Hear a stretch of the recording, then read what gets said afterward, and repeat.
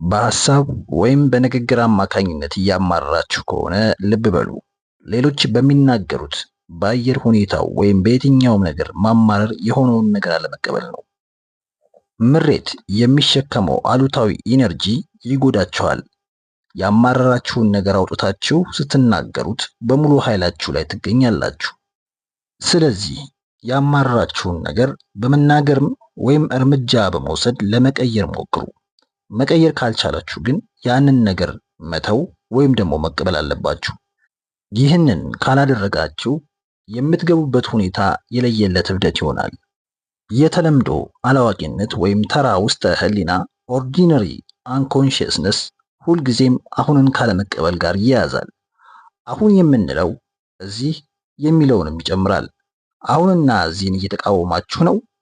ብዙ ሰዎች እዚህ ላይ ከመቆየት ይልቅ ሌላ ስፍራ መሆን ይሻሉ። ለእነርሱ እዚህ የሚባለው ስፍራ በቂ አይደለም። የእናንተ የህይወት ሁኔታ ከዚህ ጋር ተመሳሳይ ከሆነ ራሳችሁን በመቃኘት ለማወቅ ሞክሩ። ባላችሁበት ስፍራ በዚያ ሙሉ በሙሉ ሁኑ። የራሳችሁ አሁንና እዚህ ሂር ኤንድ ናው የሚያስከፋችሁ ከሆነና የማይቻል ከሆነባችሁ 3 አማራጮች አሏችሁ። ራሳችሁን ከዚያ ሁኔታ ማስወገድ አንደኛው ሲሆን ሁኔታውን መቀየር ሁለተኛው ነው።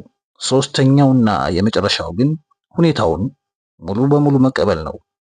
ለህይወታችሁ ኃላፊነት የምትወስዱ ከሆነ ከሶስቱ አንዱን አማራጭ አሁን መውሰድ ይኖርባችኋል። ከመረጣችሁ በኋላ ውጤቱን መቀበል አለባችሁ። ምንም አይነት ሰበብ አታቀርቡ። በአሉታዊነትም አስተሳሰባችሁን አትበክሉ። ውስጣዊ ስፍራችሁን በንጽህና ያዙ።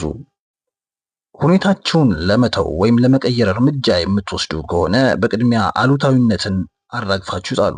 በማስተዋል የምትወስዱት እርምጃ ጠቃሚ ውጤት ሲኖረው፣ በአሉታዊነት የሚወሰድ እርምጃ ግን ዋጋ ቢስነት ወይም ጎጂ ይሆናል። የትኛውም እርምጃ ያለ ተግባር ከመቀመጥ ይሻላል። በተለይ ደግሞ በረጅም ጊዜ በሐዘን ተውጣችሁ ከቆያችሁ እርምጃ ውሰዱ። ብትሳሳቱ እንኳን ትማሩበታላችሁ። ራሳችሁን አስራችሁ ከተቀመጣችሁ ግን መማር አትችሉም። ከመንቀሳቀስ ያገዳችሁ ፍርሃት ከሆነ ያንን በሙሉ ትኩረት ተመልከቱት። የዚያኔ ሐሳባችሁና በፍርሃት መካከል ያለው ሰንሰለት መበጠስ ይችላል። በፍጹም ፍርሃት አእምሯችሁ ውስጥ እንዲያድግ አትፍቀዱለት። አሁናዊ ኃይልን ተጠቀሙ። ፍርሃት ይህንን ኃይል ሊቋቋሙ አይችልም። ያላችሁበትን ሁኔታ ወይም አሁንና እዚህ የምንለው መቀየር ካልቻላችሁ ወይም ሁኔታውን መተው ካቃታችሁ አሁናችሁና እዚያችሁን አምናችሁ ተቀበሉ። የዚያኔ ውስጣዊ ጸጸት፣ ተቃውሞና ሐዘናችሁ ይጠፋል። መቀበል የምንለው መማረክ እንደማለት ነው። መማረክ ድክመት አይደለም፣ ታላቅ መንፈሳዊ ጥንካሬ እንጂ። ስትማረኩ ከውስጣዊ ሁኔታችሁ ነፃ ትወጣላችሁ። ሁኔታችሁም ያለ እናንተ ድካም በራሱ ሲቀየር ታዩታላችሁ። አንድ ነገር ማድረግ እንዳለባችሁ እያሰባችሁ ማድረግ አቅቷችኋል። ስንፍናችሁ ወይም አቅመቢስነታችሁ ምርጫችሁ ከሆነ ያንን መቀበል አለባችሁ። ሙሉ በሙሉ በጥልቀት ስንፍናችሁን ስትመለከቱት ከዚያ መውጣት ትችላላችሁ፣ ወይንም ደግሞ አትችሉም። ያም ሆነ ይህ ግን ውስጣዊ ቅራኔያችሁ አሉታዊነት እና ውስጥ ግጭታችሁ ያከትማል። በጭንቀት ውስጥ ናችሁ። ጭንቀት የሚፈጠረው እዚህና አሁን ላይ ሆናችሁ እዚያ ወይም ደግሞ ወደፊት የሚባል ስፍራ ላይ ለመድረስ ስትፈልጉ ነው። ውስጣችሁን ሁለት ቦታ ላይ መሰንጠቅ የለባችሁም። መድረስ ያለባችሁ ስፍራ ካለ አሁን በፍጥነት ተራመዱ ወይም ሩጡ። አሁናዊ እውነታን ሳትቃወሙ ወደፊት መገስገስ ትችላላችሁ። ወይም ደግሞ ሁሉን ነገር ትታችሁ መናፈሻ ወንበር ላይ ተቀመጡ። የዚያኔ አእምሯችሁን በንቃት መመልከት አትርሱ። ምናልባት ተነስ ስራ፣ ጊዜ እያጠፋህ ነው የሚል ወቀሳ አእምሮ ሲሰነዝር ትሰማላችሁ። ሰምታችሁት ፈገግ ብቻ በሉ። ያለፈ ህይወታችሁ ሙሉ ትኩረታችሁን ይይዝባችኋል። በጥሩም ሆነ በመጥፎነቱ ስለ ድሮ ህይወት ያለማቋረጥ ታወራላችሁ። ስለ ውድቀታችሁ፣ ስለ ስኬታችሁ፣ ስለ ገጠማችሁ አደጋ ወይም ሌሎች ላይ ስለፈጸማችሁት ነገር እያሰባችሁ ከርማችኋል። ሐሳባችሁ በጸጸት፣ በኩራት፣ በጥፋተኝነት፣ በሐዘን የተሞላ ነው። እርጅና በቶሎ ሊመጣ የሚችለው በውስጣችሁ የድሮ ህይወት ክምር ሲበዛ ነው። ለእያንዳንዱ ያለፈ ህይወታችሁ ሙት ሁኑ። አያስፈልጋችሁም። ያለፈው ህይወታችሁ ለዛሬ ወይም ደግሞ ለአሁናዊ ቅጽበት አስፈላጊ ሲሆን ብቻ አስታውሱት ወይም ጥቀሱት። አሁናዊ ኃይልንና የፍጥረት ሙሉነትን አድምጡ፣ ሁኑት። ጭንቀታም ናችሁ ቢሆንስ የሚል ሐሳብ አላችሁ? እንደዚህ አይነት ሐሳብ ካላችሁ አእምሮ በፈጠረው ምናባዊ ወደፊት ላይ ያተኮረ ማንነት አላችሁ ማለት ነው። ይህንን የሚመስል ጥልፊያ ጋር መፎካከር አትችሉም። ወደፊትን መቋቋም አትችሉም። ምክንያቱም ወደፊት የሚባል ህይወት የለምና። ከዚህ ምናባዊ እብደት መገላገል የምትችሉበት በቀላሉ አሁናዊ ቅጽበትን በመረዳት የምትተነፍሱትን አየር በማዳመጥና ውስጣዊ ኢነርጂያችሁን በማወቅ ነው። መታገል ያለባችሁና የምትቋቋሙት ያለፈውን ወይም ደግሞ መጪውን ሳይሆን አሁንም ብቻውን ነው። ራሳችሁን ጠይቁ። አሁን ምን አይነት ችግር አለ? ከሚቀጥለው ዓመት ወይም ደግሞ ከደቂቃዎች በኋላ ሊመጣ ስለሚችል ምናባዊ ችግር ራሳችሁን አትጠይቁ። መቋቋም የምትችሉት አሁንን እንጂ ወደፊትን እንዳልሆነ አስተውሉ። የጥያቄያችሁ መልስ ጥንካሬያችሁ፣ ጉልበታችሁ፣ ይህ ሁሉ የሚገኝ እናንተ ስትፈልጉት እንጂ በፊት ወይም ወደፊት የሚደረስበት አይደለም። አንድ ቀን እደርስበታለሁ የሚል አይነት የወደፊት ግብ ስታስቀምጡ አሁናዊ እውነታን ወደ ተራ መዳረሻነት ቀንሳችሁታል። የምትሰሩት አያስደስታችሁም አይደል? ወደፊት ኑሮ ለመጀመር እየጠበቃችሁ ነው። የዚህ አይነት አስተሳሰብ ውስጥ ከገባችሁ አሁን ያላችሁ ነገር በፍጹም አያረጋችሁም። የወደፊቱ ነገር የተሻለ ይመስላችኋል። በዚህም የተነሳ እርካታ የለሽ ህይወት ትመራላችሁ። አይደለም እንዴ? ዘወትር ጠባቂ ናችሁ አይደል? በመጠበቅ ምን ያህሉን የህይወት ክፍል አባከናችሁት? የአጭር ጊዜ ጥበቃ የምላቸው እንደ ታክሲ ሰልፍ፣ የትራፊክ መጨናነቅ ወይም ደግሞ የሚመጣ ሰው መጠበቅ የመሳሰሉትን ነው። መጠነ ሰፊ ጥበቃ የምንላችሁ ደግሞ የተሻለ ስራ እስኪገኝ፣ ልጆች እስኪያድጉ፣ ጥሩ ትዳር እስኪቀናን፣ በቂ ገንዘብ እስኪኖረኝ፣ አብሮት እስኪገለጥልን የመሳሰሉት ናቸው። ብዙ ሰዎች በጥበቃ ህይወታቸውን ሙሉ አሳልፈዋል፣ አይተናል። ጥበቃ ማለት ወደፊትን እንጂ አሁንና ለመፈለግ ማለት ነው። ጠባቂ ከሆናችሁ የሌላችሁን ነገር ማግኘት እንጂ ያላችሁን ነገር ስለማጣጣም አታውቁም። በጥበቃ ስሜት ውስጥ ስትሆኑ ውስጣችሁ አሁንና ወደፊት በሚል ጎራ ተከፋፍሎ ይጋጫል። የህይወት ወይም የኑሮ ሁኔታችሁን ማሻሻል ችግር የለውም። የተሻለ የህይወት ደረጃ ለማግኘት መድከም ስህተት አይደለም። ስህተቱ የህይወትን ሁኔታ ሳይሆን ራሷ ህይወታችሁን ማሻሻል እንደማትችሉ አለማወቃችሁ ነው። ህይወት በራሷ ሙሉና ጥልቅ ውስጣዊ ፍጥረት ናት። የህይወት ሁኔታችሁ ደግሞ ዕለታዊ ክስተቶችና ገጠመኞቻችሁ ናቸው። ሁለቱን ቀያይራችሁ መረዳታችሁ ስህተት ነው።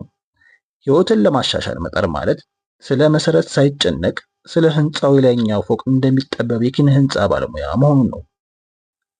ለምሳሌ ብዙ ሰዎች ብልጽግና ወደፊት ሊመጣ እንደሚችል አምነው ይጠባበቃሉ። ብልጽግና ወደፊት አይመጣም። አሁናዊ እውነታን ስትቀበሉ ያላችሁበትን ማንነታችሁን፣ ምንነታችሁንና አሁን የምትሰሩትን ነገር ስታከብሩት የዚያኔ ፍጥረትን እያሰባችሁ ማመስገን ትችላላችሁ። አሁናዊ ቅጽበትንና የህይወትን ሙሉ እውነት አውቃችሁ ስታመሰግኑ እውነተኛ ብልጽግና አሁን ላይ መሆኑን ትመለከታላችሁ። ባላችሁ ነገር የማትረኩ ከሆናችሁ ሁልጊዜ ማጣት የሚሰማችሁ ከሆነ ፍርሃት ውስጥ ትገባላችሁ። ማጣትን ስትፈሩ ምናልባት የበለጠ ለመስራት ትነሳሳላችሁ። ይሁንና በፍርሃት ተገፋፍታችሁ በመስራት ብዙ ሚሊዮን ዶላር ብታገኙ እንኳን ውስጣዊ ማጣታችሁ አይጠፋም። አሁንም በስስትና በእጦት ውስጥ ትኖራላችሁ። በገንዘባችሁ የምታገኙት ደስታ መጥቶ ይሄዳል። እውነተኛ ብልጽግና አሁናዊነትን ከማወቅና የህይወትን ሙሉነት ከመቀበል ብቻ እንደሚገኝ ካልተረዳችሁ የውስጣችሁ ባዶነት መቼም አይሞላም። ስለዚህ አእምሮ የሚፈጥረውን ጥበቃ አስወግዱ። ራሳችሁን በጥበቃ ውስጥ ስታገኙት ሐሳቡን በጥሞና ተመልከቱት። የዚያኔ ከጥበቃ ውስጥ መውጣት ትችላላችሁ።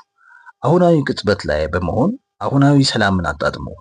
አሁን ላይ ስትሆኑ የወደፊት ጥበቃ አይኖርም። አንድን ሰው ስትጠብቁ ቆይታችሁ ሲመጣ ይቅርታ አስጠበቅኩ ሲላችሁ እንዲህ ብላችሁ መልሱለት፣ ምንም አይደለም፣ አልጠበቅኩም ነበር፣ ብቻዬን እዚህ ቁሜ ራሴን እያስደሰትኩ ነበር በሉት። እስካሁን የዘረዘርኩላችሁ ምክንያቶች አእምሮ አሁናዊነትን ላለመቀበል የሚጠቀምባቸው ስልቶች ናቸው። እነዚህን የተለምዳዊ አላዋቂነት ውጤቶች ብዙዎች እንደ ጤናማ ስሜት ስለሚመለከቷቸው ልብ አይሏቸውም። ውስጣዊ ሐሳብና ስሜታችሁን በጥሞና በመከታተል ራሳችሁን ከበፊትና ወደፊት እስራት ነፃ ማውጣት ትችላላችሁ። ይህም ማለት ከአላዋቂነት አንኮንሺየስነስ እና የጊዜ ቅዠት በመላቀቅ አሁናዊ ንቃት ላይ መድረስ ትችላላችሁ። አስታውሱ፣ ሐሰተኛውና አእምሮ የሚፈጥረው ባነታችሁ ለመኖር ጊዜ ይፈልጋል። ለዚህም ነው የጊዜ እስረኛ ሊያደርጋችሁ የሚጥረው። በዚህ መሃል አንድ ጥያቄ ልታነሱ ትችላላችሁ። የምንናገረው ነገር እውነት እንደሆነ አምናችሁ፣ ግን ደግሞ በሁላችንም የህይወት ጉዞ ዓላማ የሚባል አለ። ዓላማ ደግሞ ወደፊት የሚደረስበት ነው። ይህንን ታዲያ አሁናዊነት ላይ ከመገኘት ጋር እንዴት ልናጣጥመው እንችላለን የሚል ጥያቄ ይነሳል። በጉዞ ወቅት መዳረሻችንን እንዲሁም የምንሄድበትን መንገድ ማወቅ አለብን። ይሁንና ጉዟችሁ እውነተኛ እርምጃ አሁን ላይ ሆናችሁ የምትራመዱት መሆኑን አስታውሉ። አሁን ብቻ ነው ያለው። የህይወት ጉዞ ውጫዊ ዓላማ አውተር ፐርፐዝ በእቅድ የምትደርሱበት ስፍራ ወይም ደግሞ የምታሳኩት ነገር ነው። ይህን ሊሆን የሚችለው ወደፊት እንደሆነ ታምናላችሁ። አብዛኛውን ትኩረትም በዚያ ላይ ስለምታደርጉ አሁን የምትወስዱትን እርምጃ ትዘነጉታላችሁ። በዚህም ውስጣዊ ዓላማቸውን ኢነር ፐርፐዝ ይሸፍንላቸዋል። ውስጣዊ ዓላማ የሚገለጽላቸው ሁነቶች ወደየት እንደሚሄዱ ምን እንደምታደርጉ ሳይሆን ሙሉ በሙሉ እንዴት እንደምትራመዱ ነው። ውስጣዊ ዓላማ የጎንዮሽ ሂደትና የወደፊት መዳረሻ አይደለም፣ አሁን ላይ የምታደርጉት ውስጣዊ ጉዞ እንጂ። ለውጫዊ ጉዞ በሚሊዮን የሚቆጠር እርምጃ መራመድ ሊያስፈልጋችሁ ይችላል። ውስጣዊ ጉዞ ግን አንድ እርምጃ ብቻ የምታደርጉበት ሲሆን እርሱም አሁን የምትራመዱት ነው። የውስጣዊ ጉዞ መዳረሻ ፍጹም ውበትና ሙሉነት ያለው ፍጥረታችሁ ነው። ይህ ጉዞ ወደ ውስጣችሁ ወደ ራሳችሁ የምታደርጉት ጉዞ ነው። እሺ፣ ውጫዊ ዓላማችንን ማሳካት ምን ይጠቅመናል? በዚህች ዓለም ቢሳካልን ወይም ደግሞ ባይሳካልን ለውጥ አለው እንዴ? ለዚህ ጥያቄ መልስ የሚሆነው ውስጣዊ ዓላማችሁን መረዳት ካልቻላችሁ ውጫዊ ዓላማ ለእናንተ ትርጉም ይኖረዋል ወይ? ከዚህ ውጭ ግን ውጫዊ ዓላማ ማለት ስለሚያስደስታችሁ ብቻ የምትጫወቱት ጨዋታ ነው። አንዳንዴ ውጫዊ ዓላማችሁን ማሳካት ሳትችሉ ውስጣዊ ዓላማን ማሳካት ትችላላችሁ። በሌላ አገላለጽ ይህ ማለት ውጫዊ ሀብትና ውስጣዊ ድህነት ማለት ነው። ወይንም ደግሞ ኢየሱስ እንዳለው ዓለምን ማትረፍ ነፍስን ማጉደል ማለት ነው። ውጫዊ ዓላማ በነገሮች አላዋቂነት ሕግ ላይ የተመሰረተ ስለሆነ መውደቅ አይቀሬ ነው። ውጫዊ ዓላማችሁ ዘላቂ ሙሉነት እንደሚያጎናጽፋችሁ በፍጥነት መረዳት ከቻላችሁ ጥሩ ነው። ምክንያቱም የዚያኔ ለእውነተኛውና ውስጣዊ ለሆነው ዓላማችሁ ሙሉ ትኩረት መስጠት ትጀምራላችሁ። ለምሳሌ እንደዚህ አይነት ጥያቄ ልጠይቁ ትችላላችሁ። ስላለፈው ነገር አላስፈላጊ በሆነ ሁኔታ ማውራት ወይም ደግሞ ማሰብ አሁን ላይ መገኘትን የምንሸሽበት መሆኑን ተናግረናል። ግን ደግሞ ከምናስታውሰው ያለፈ ጊዜ ሁነት ሌላ ያለፈ ዘመን ደረጃ በውስጣችን በጥልቀት ይገኛል አይደል እንዴ? ይህ ማለት የቀድሞ አላዋቂነት ወይም ደግሞ ያለፈ ውስጠ ህሊና ፓስት ኮንሺየስነስ የምንለውና የህይወታችን መሰረት የሆኑትን በተለይ በልጅነታችን የገጠሙን ያለፈ ህይወት ክስተቶች ያካትታል። በመቀጠል ደግሞ ባህላችን፣ ያደግንበት ስፍራና የኖርንበት ታሪካዊ ዘመንን ይጨምራል። እነዚህ ሁነቶች ዓለምን የምናይበትን እይታ፣ አስተሳሰባችንን፣ ግንኙነታችንን እንዲሁም ደግሞ አኗኗራችንን በሙሉ ይወስኑታል። ይህንን ሁሉ ነገር እንዴት በንቃተ ህሊና ማወቅ ወይም ደግሞ ማስወገድ እንችላለን? ብንችልስ ምን ያህል ጊዜ ይወስድብናል? ካስወገድናቸውስ ምን ይቀረናል? ለእነዚህ ጥያቄዎች መልስ ሊሆን የሚችለው ያለፈው ዘመን ሁነቶች በሐሳብ ወይም በስሜት መልክ አሁን ላይ ካልተከሰቱ በቀር ያለፈውን ዘመን መመርመር አስፈላጊ አይደለም። ባለፈው ህይወታችሁ ላይ የሙጥኝ ካላችሁ ጥልቅ በሆነ ጉድጓድ ውስጥ እንደገባችሁ ቁጠሩት። ሁልጊዜ ተጨማሪ ያለፈ ጊዜ ይመጣባችኋል። ያለፈውን ጊዜ ለመረዳትና ከእነርሱ ነፃ ለመሆን ተጨማሪ ጊዜ እንደሚያስፈልጋችሁ ይሰማችኋል። በሌላ አገላለጽ ወደፊት ነፃ እንደምትወጡ ታስባላችሁ። ይህ ቅዠት ነው። ከበፊቱ ነገር ነፃ የሚያወጣችሁ አሁን ብቻ ነው። አሁናዊ ኃይልን አግኙት። እርሱ ብቻ ነፃ ያወጣችኋል፣ ሌላ ነገር ሳይሆን አሁን ላይ የመገኘታችሁ ፕሬዘንስ ኃይል ወይም ደግሞ ከሐሳብ ነፃ ያወጣ ንቃተ ህሊናችሁ ኮንሺየስነስ ማለት ነው። ያለፈውን ሁነት በአሁናዊ ኃይል ተመልከቱ። ላለፈው የህይወት ገጠመኝ ትኩረት ስትሰጡ የበለጠ ኃይል እንዲኖራችሁ ታደርጉታላችሁ። በዚህም ማንነታችሁ እንዲሆን ትፈቅዳላችሁ። ትኩረት አስፈላጊ ነው። ይሁን እንጂ ያለፈውን ጊዜ እንዳለፈ አይታችሁ በዚያው መቆም የለባችሁም። ያለፈው ጊዜ በአሁኑ ማንነታችሁ ላይ የሚከሰትበትን መንገድ ወይም ደግሞ ሐሳብ፣ ስሜት፣ ምኞት፣ ስጋት በጥሞና መመልከት አለባችሁ። ያለፈ ጊዜ ሁነት በውስጣችሁ አለ። ወዳለፈው ሁነት በመመለስ ራሳችሁን ማግኘት ግን አትችሉም። ራሳችሁን የምታገኙት አሁን ላይ ነው። አሁን ነገሮችን ለምንና እንዴት እንደምናደርግ ለመረዳት እንዲሁም ባለማወቅ እንዴት የህይወት ችግሮችን እንደምንፈጥር ለመረዳት ያለፈውን ሁነት መረዳታችን ይጠቅመናል ወይስ አይጠቅመንም የሚለውን ነገር እንይ። በተሻለ ንቃተ ህሊና ላይ አሁን ላይ ስትሆኑ የምታደርጉትን ነገር በግልጽ እንዲሁም ባለፈው ጊዜ የሆኑትን ነገሮች በተሻለ ጥራት ማስታወስ ትችላላችሁ። ያለፈውን ሁነት መረዳት ሊጠቅማችሁ ይችላል። ይሁንና በጣም አስፈላጊ ግን አይደለም። በጣም አስፈላጊው አሁን ላይ መሆን ነው። ያለፈውን ማስወገድ ያስችላችኋል። ያለፈውን ለመረዳት ሳይሆን የቻላችሁትን ያህል አሁን ላይ ለመገኘት ጣሩ። ያለፈው ጊዜ አሁናችሁ ላይ ሊገኝ አይችልም።